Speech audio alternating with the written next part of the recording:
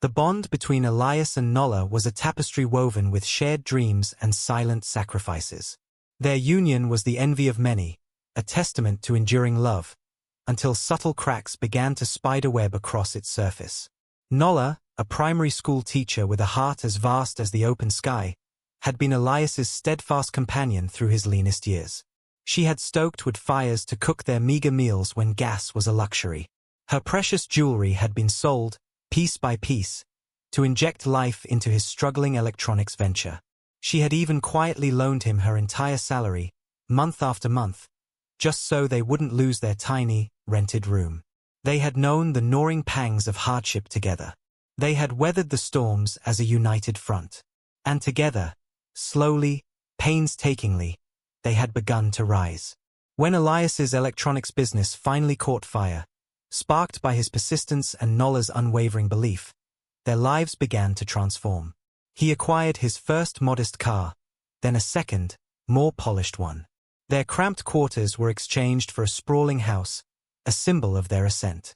Nola, with a sigh of relief, believed their years of suffering were finally behind them. The long, dark tunnel had led them to a bright, promising dawn. But she was wrong, dreadfully wrong.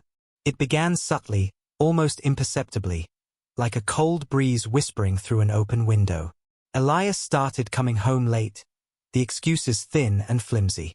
He became distant, his once warm gaze now a chilly mask. The comfortable silence they once shared morphed into a strained, heavy quiet. Then came the unmistakable scent, a cloying, unfamiliar perfume clinging to his shirts, a fragrance Nola had never used, never even encountered. There were hushed phone calls, abruptly ended when she entered the room. Secret text messages, quickly hidden. Each small detail was a stone in the foundation of her growing dread. Nola, ever gentle, tried to talk to him. "Is something wrong, Elias?" she'd ask, her voice laced with concern. He would simply wave her off, a dismissive flick of his hand. "Nothing, Nola. Just work." He denied everything, his denials becoming more fervent, more believable, even as her intuition screamed otherwise. She wanted to trust him, wanted to cling to the memory of the man who had leaned on her, who had promised her forever. But the man before her now was a stranger. The tension in their home became a suffocating blanket.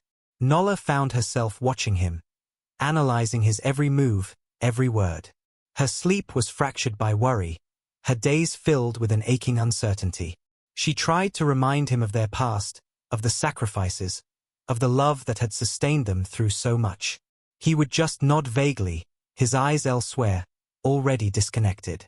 Until one fateful Sunday afternoon, the bombshell dropped, shattering the fragile peace she had desperately tried to maintain. "Nola," Elias began, his voice flat, devoid of emotion. "I can't do this anymore. I found someone else." Nola's world tilted. She froze, the words echoing in the sudden, vast silence of their living room. "Someone else? Elias? After everything we've been through? After all the years, the struggles, everything?" Her voice was a fragile whisper, a plea for understanding. Elias merely shrugged, a chillingly cold gesture that pierced her heart. "She understands me better. She's wise. She's experienced." His words were a cruel twist of the knife, dismissing their entire history, their very foundation, as if it meant nothing. Nola's heart plummeted when she learned the identity of the other woman. It was 70-year-old Madam Evangeline, a wealthy matriarch renowned throughout the neighborhood for her glittering gold jewelry, an array of opulent wigs, and a perpetually mysterious background. Evangeline's fortune was whispered about, her past shrouded in speculation. People talked. Oh, how they talked.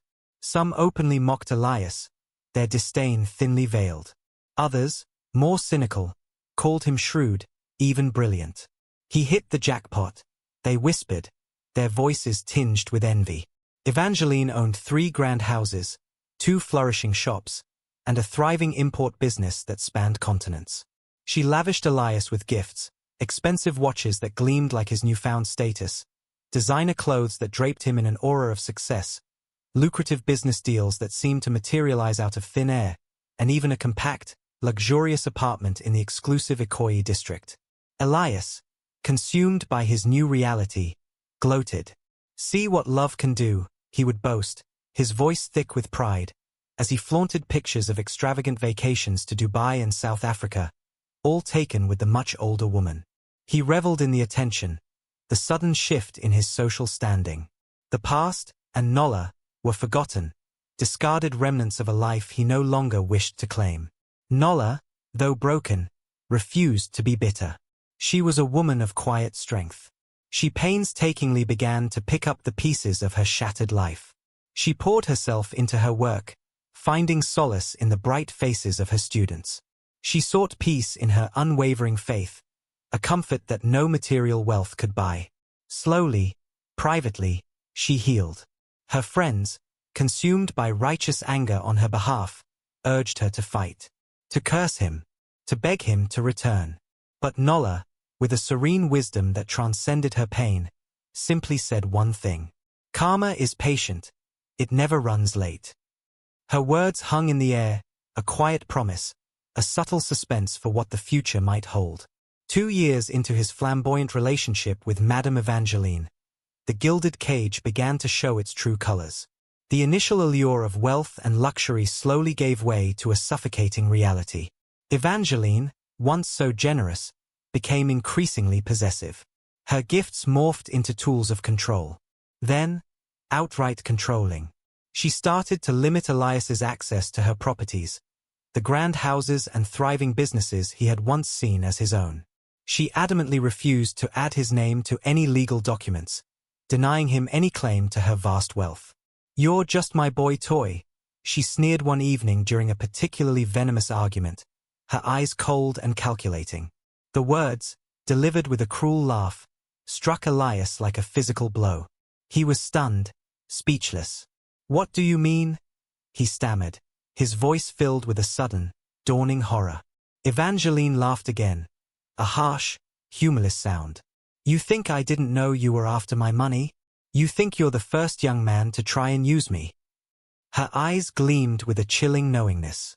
She had seen countless like him, and she was a master of her own game. That night, she locked him out of the sprawling mansion, leaving him standing in the cold, harsh light of the street, utterly alone and stripped of his illusions. The betrayal, so casually delivered, hit him with the force of a physical blow. He had been so focused on his own perceived cleverness, his own pursuit of wealth, that he had never once considered he might be the one being played.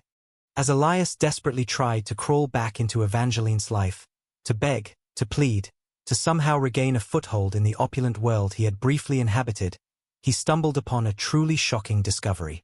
Evangeline had not one, but 4 other young lovers, scattered in different states, each one promising her a fake love, each one hoping for access to her formidable wealth. The only difference was that Elias had been foolish enough to leave his wife and ruin his name for her, sacrificing everything for a phantom fortune.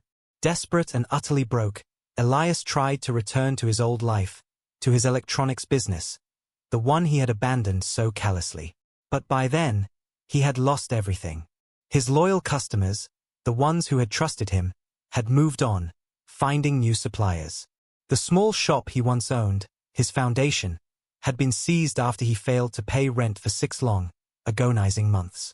His former friends, the ones he had neglected and dismissed, now openly mocked him, their laughter echoing his own downfall. Even his own family, disgusted by his actions, had disowned him, severing the last ties he had to a respectable life. He was truly alone, a pariah in the very community he had once hoped to conquer. The grand dreams of luxury had vanished, replaced by the bitter taste of reality. He spent his days drifting, his nights filled with the gnawing pangs of regret. The suspense of his grand plan had dissolved into the dull ache of consequence. And Nola? She had moved on too. Not with bitterness, but with grace. Her life had blossomed in the quiet space he had left behind. One sweltering afternoon, as Elias sat hunched over a warm, flat beer at a local parlor, his clothes unkempt, smelling of stale sweat and despair, a familiar car glided past. It was a sleek, silver Toyota SUV, polished to a shine. His breath hitched. At the wheel was Nola, radiant, poised, her face etched with a calm, quiet joy he hadn't seen in years. Beside her, in the passenger seat, sat a man. He was a gentle-looking widower, his face kind, his hand resting casually on Nola's arm. The sight was a punch to Elias's gut.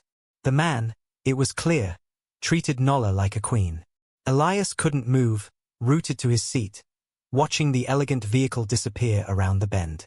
The vision of Nola's serene happiness, so starkly contrasted with his own misery, was a crushing weight. The world had continued without him, and she had thrived. A week later, his pride shattered, swallowed by a desperate yearning for redemption, he found himself standing on Nola's doorstep. The elegant house, not grand or flashy, but radiating warmth and peace, felt like a universe away from his own desolate existence. She opened the door, her presence radiating a quiet strength. Her eyes, once filled with hurt, were now clear and calm. She was truly radiant. "Nola, I'm sorry," he stammered, the words catching in his throat, heavy with belated regret. "I made a mistake. A terrible mistake." She smiled, a polite, gentle curve of her lips. Not mocking, not triumphant, but simply, at peace. "I forgave you long ago, Elias," she said, her voice soft but firm. "But I've also moved on. My life is full now. I hope you find peace." Then, with a final, compassionate glance, she gently closed the door. The sound echoed in the quiet afternoon, a definitive end to a chapter, leaving Elias standing alone once more, facing the undeniable truth of Karma's patient, relentless hand. Please don't forget to like, subscribe for more interesting stories.